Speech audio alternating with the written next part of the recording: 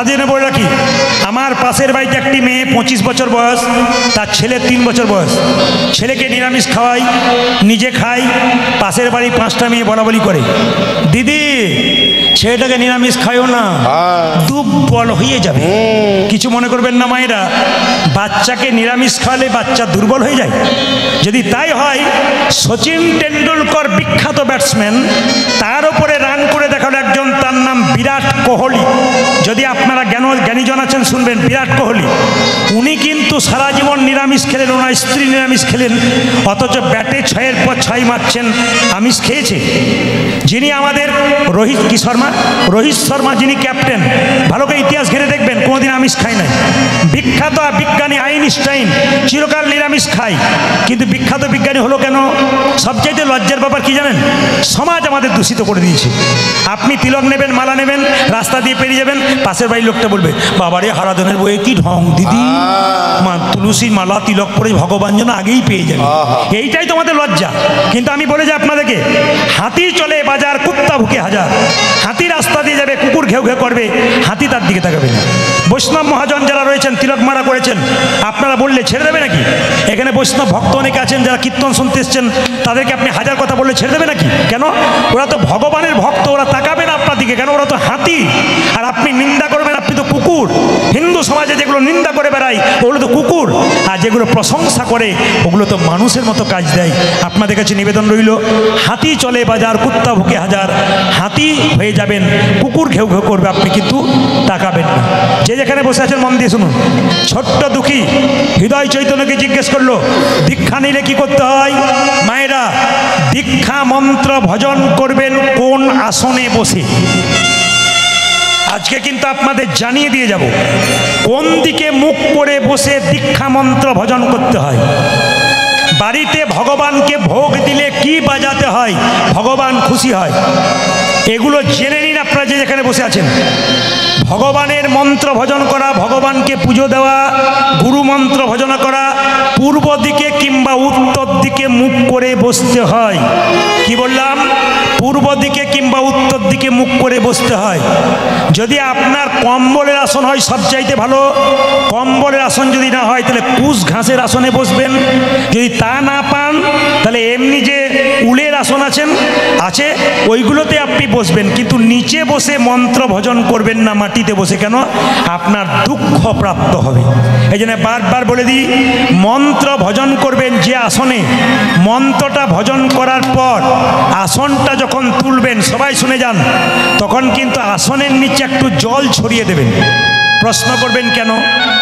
আপনি মন্ত্র ভজন করছেন, কোনো ফল পাচ্ছেন না, যেমন ছিলেন তেমনি রইলেন, উন্নতি হলো না। কেন? ইন্দ্রদেব আপনার ফলটা চুরি করে নিতে পারে। তাই আপনার যাতে ভজনের ফলটা চুরি না হয়, সব মায়েরা বাবারা হরিবাসরে জেনে যান, শাস্ত্র যুক্তি দিচ্ছে। আপনি কম্বলের আসনের ওপরে যখন গুরুমন্ত্র জপ করবেন, যখন উঠবেন তখন আসনের ভেতরে একটু জল ছিটিয়ে দেবেন। কেন?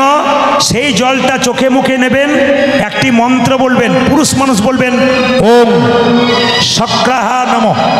পুরুষ মানুষ কি বলবে? ওম শক্রাহা নমঃ। মেয়েরা কি বলবে? শ্রী শক্রাহা নমঃ। ইউটিউবের মাধ্যমে পেয়ে যাবেন ওম শক্রাহা নমঃ। পুরুষ মানুষ আসনে ভজন করে আসনে নিচে জল দিয়ে সেই জলটা চোখে মুখে নেবেন, ওম শক্রাহা নমঃ। পুরুষ মানুষ। মেয়েরা কি বলবে? ওম নয়, শ্রী শ্রী শক্রাহা নমঃ। ছোট্ট দুঃখী বলল হৃদয় চৈতন্য ঠাকুরকে, আমি দীক্ষা নিতে চাই। হৃদয় চৈতন্য বলল, শোন বাবা, আমার কাছে দীক্ষা নিতে গেলে পরীক্ষা দিতে হবে। কি পরীক্ষা? এই দেখ, তোর মাথায় একটা মাটির কলসি দিয়ে দিলাম। এই কলসিটা নিয়ে তুই প্রতিদিন গঙ্গা থেকে জল আনবি। তুলসীর বাগানে যেদিন দেওয়া সার্থক হবে সেদিন তোকে মন্ত্র দিয়ে দেবো। মায়েরা, ছোট্ট দুঃখী 5 বছর বয়স, মাথায় বিরাট বড় একটা মাটির হাঁড়ি নিয়ে চলল কোথায়? গঙ্গা থেকে জল আনতে। আর যেতে যেতে এই গানটা গাইছে। আপনারা এখন করজোরে বসুন, নিজের নিজের গুরুকে স্মরণ করুন। যারা গুরু মন্ত্র নিয়েছেন তারা বসে বসে নিজের গুরুকে স্মরণ করুন। এই গানটা গাইতে গাইতে যাচ্ছে। কে যাচ্ছে? ছোট্ট দুঃখী। সবাই মিলে জয় জয় শ্রী গুরু প্রেম কল্প তরু। হরি বল। জয় জয় শ্রী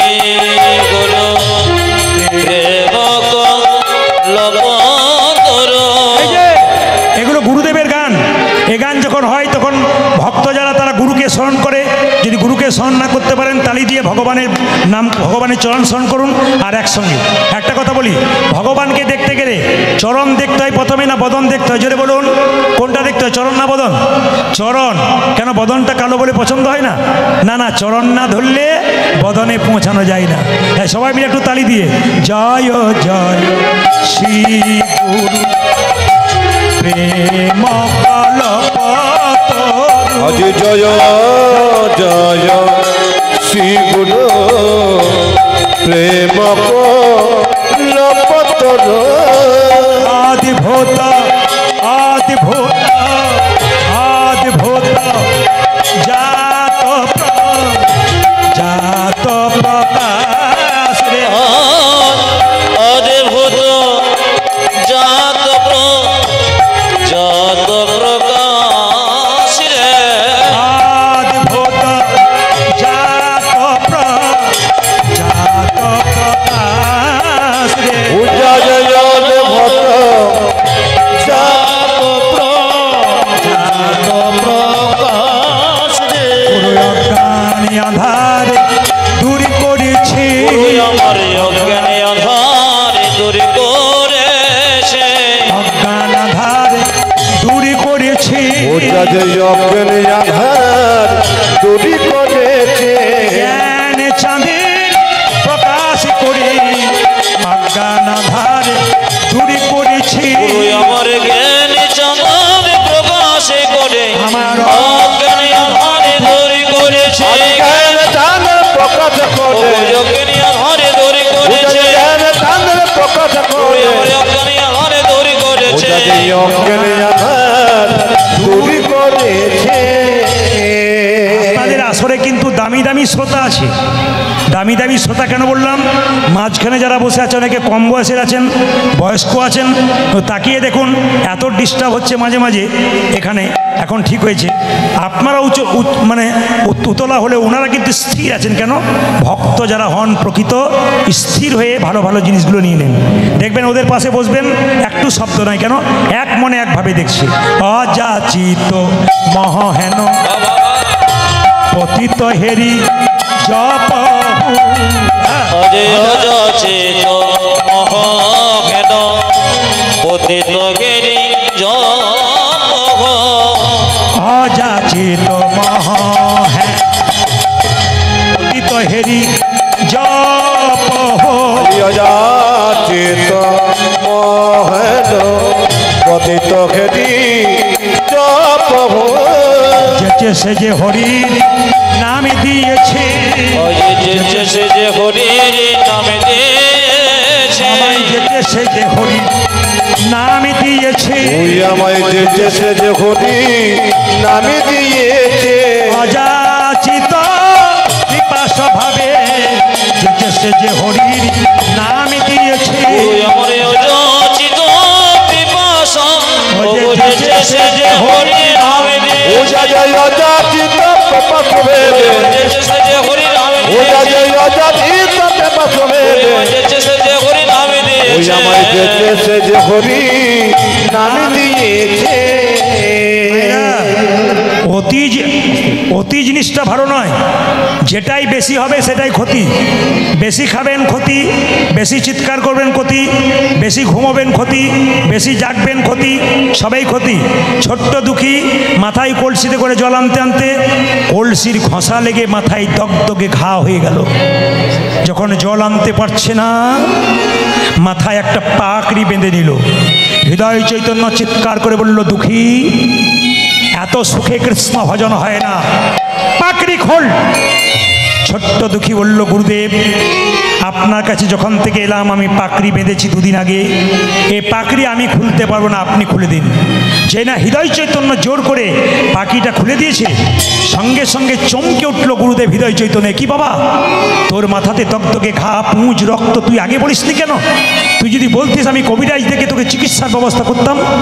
ছোট্ট দুঃখী কেঁদে কেঁদে বলছে, গুরুদেব, আমি যদি তোমায় বলতাম আমার মাথায় ঘা হয়েছে, তুমি না হয় কবিরাজ দেখে চিকিৎসা করাতে। চিকিৎসা করাতে কবিরাজ আমায় মলম মেখে শুয়ে থাকতে শুয়ে বলতো, থাকিতে বলে তো। আর আমি যদি চিকিৎসার জন্য মলম মেখে শুয়ে থাকতাম তবে যে আমি কৃষ্ণ সেবায় বঞ্চিত হতাম।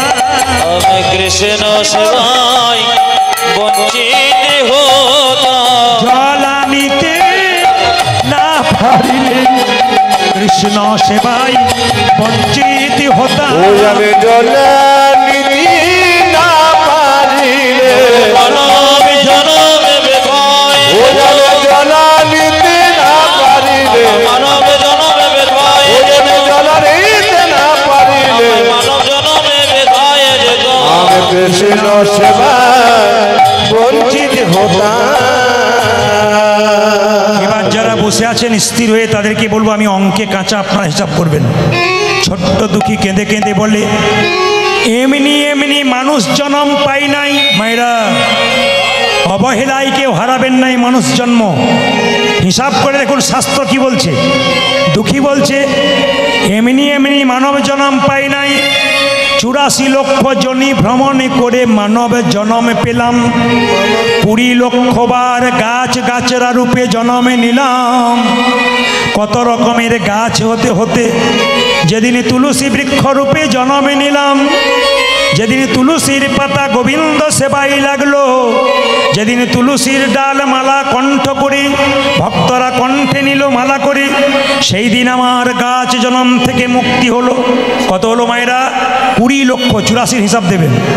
9 লক্ষবার জলে জন্মে নিতে নিতে, কত রকমের মাছ কাঁকড়া হতে হতে যেদিন আমি শঙ্খরূপে জন্মে নিলাম, মায়েদের মুখে মন্দিরে বেজে উঠিলাম, সেই দিন আমার জলজন্ম থেকে মুক্তি হয়ে গেল।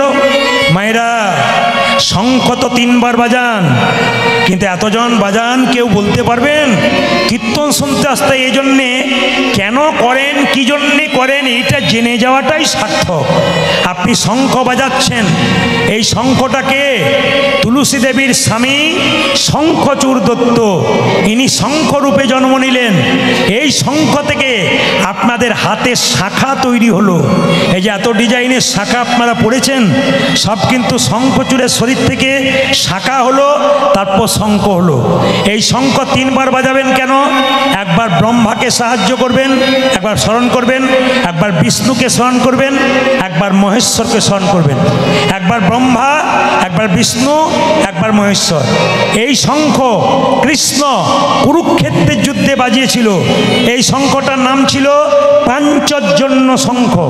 এই শঙ্খ যখন কৃষ্ণ বাজালো কুরুক্ষেত্রের যুদ্ধে, অসুরদের স্ত্রীর গর্ভে যে সন্তান ছিল তা আস্তে আস্তে নষ্ট হয়ে গেল, আর দেবতার স্ত্রীর গর্ভে যে সন্তান ছিল তা আস্তে আস্তে আরো সবল হয়ে গেল। এর থেকে কি শিখলেন? শঙ্খ বাজালে অশুভ শক্তি দূর হয়, শুভ শক্তির আগমন হয়। তাকাবেন মায়েরা, ব্রাহ্মণরা যখন মন্দিরে পুজো করে তাকিয়ে দেখবেন শঙ্খের ভেতরে জল নিয়ে সেই জলটা দেখবেন প্রসাদের উপরে দিয়ে দেয়। কেন? শঙ্খের মধ্যে ক্যালসিয়াম থাকে, ওটা প্রসাদের মধ্যে দিলে বীজাণু নাশ হয়, জীবাণু নাশ হয়। তাকিয়ে দেখুন, বার্লিন বিশ্ববিদ্যালয়ে বিখ্যাত বিজ্ঞানী বলেছেন যদি কারো অ্যাজমা রোগ থাকে, হাঁপানি, যদি কেউ সকাল দুপুর সন্ধে মাঝে মাঝে শঙ্খ বাজাতে পারে 3 বার করে, তবে তার হাঁপানির কষ্টটা কিছুটা, অন্তত কিছুটা কষ্ট উপশম হয় ওষুধ না খেয়েও। কে বলেছে? বার্লিন বিশ্ববিদ্যালয়ে বিখ্যাত বিজ্ঞানী বলেছেন। এ অনেক উপকার আছে। শঙ্খ রূপে জন্মে নিলাম। কত হলো? 94 কত হলো জোরে বলুন? 41 নাকি? 94 কত? 41। যাক, আমি যখন 41 বললাম কি সুন্দর ভদ্রলোকের মতো। আরে খিচুড়ি স্কুলে পড়েছে। 41, 29। আচ্ছা, 11 লক্ষবার কোথায় জন্ম নিলাম? 11 লক্ষবার জন্ম নিলাম কোথায়? পোকা রূপে জন্ম নিলাম। কত রকমের পোকা হতে হতে যেদিনই আমি ভ্রমর কুলে জন্মে নিলাম, ফুল থেকে মধু সংগ্রহ করি, আমি সেই ফুল থেকে মধু সংগ্রহ করে মধু গোবিন্দের সেবায় লাগালাম, সেই দিন আমার পোকা জন্ম থেকে মুক্তি হয়ে গেল। কত হলো মায়েরা? 40-30 লক্ষ বার পশুকুলে জন্মে নিতে নিতে যেদিন ভাগ্যবতী গাভী কুলে জন্মে নিলাম, যেদিন গাভীর চামড়া দিয়ে মহাপ্রভুর শিখল তৈরি হলো, যেদিন গাভীর দুগ্ধ দিয়ে গোবিন্দ সেবা হলো, সেই দিন আমার পশু জন্ম থেকে মুক্তি হয়ে গেল। কত হলো মায়েরা? 70। 40 আর 30 70। আমি অঙ্কে কাঁচা, আমাকেই বলতে হচ্ছে 70। আর কি 10 লক্ষ বার জন্ম নিলাম কোথায়? 10 লক্ষ বার পাখি কুলে জন্ম নিলাম। পাখি কুলে জন্ম নিতে নিতে যেদিন ময়ূর কুলে জন্মে নিলাম, যেদিনে ভগবান ময়ূরের পুচ্ছটা মাথায় নিল, সেই দিন আমাদের পক্ষী জন্ম থেকে মুক্তি হয়ে গেল। কত হলো? 80। তাকাবেন, এইবার লইল কত? 4 লক্ষ।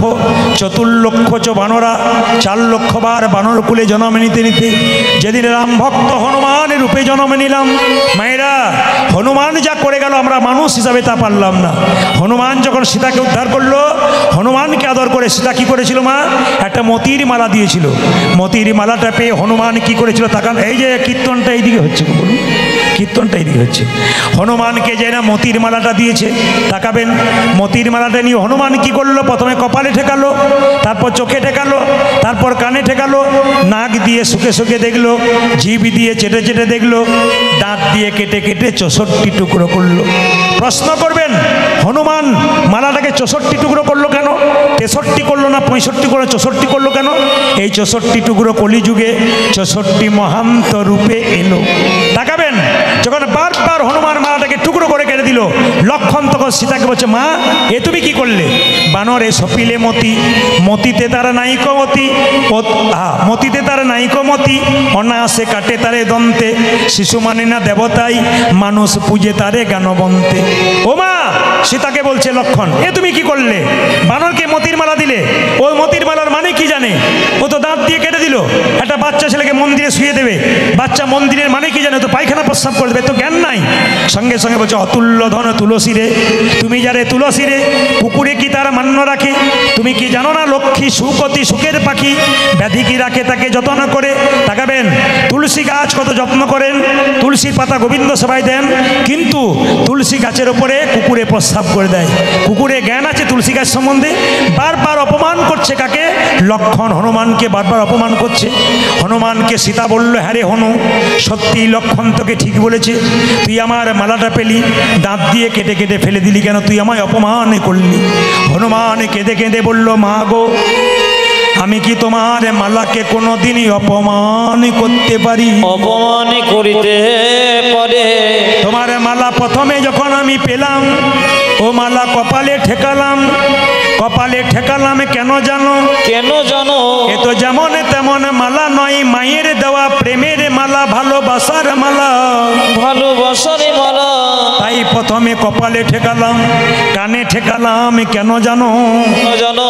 এ মালাতে রাম নাম শোনা যায় কিনা দেখলাম। শোনা যায় কিনা দেখলাম। চোখে ঠেকালাম কেন জানো? কেন জানো? এ মালাতে রাম দেখা যায় কিনা দেখলাম। রাম দেখা যায় কিনা দেখলাম। নাক দিয়ে শুকে শুকে দেখলাম কেন জানো? কেন জানো? এ মালাতে রাম অঙ্গের গন্ধ পাওয়া যায় কিনা একবার দেখলাম। একেবারে দেখলাম। জিভ দিয়ে চেটে চেটে দেখলাম কেন জানো? কেন জানো? এ মালা তো রাম চরণের তুলসীর স্বাদ পাওয়া যায় কিনা স্বাদ দেখলাম। পাওয়া যায় কিনা দেখলাম। যে মালাতে রামে নাম শোনা যায় না, রামে দেখা যায় না, সে তো অলংকার নয়, কলঙ্কের হার।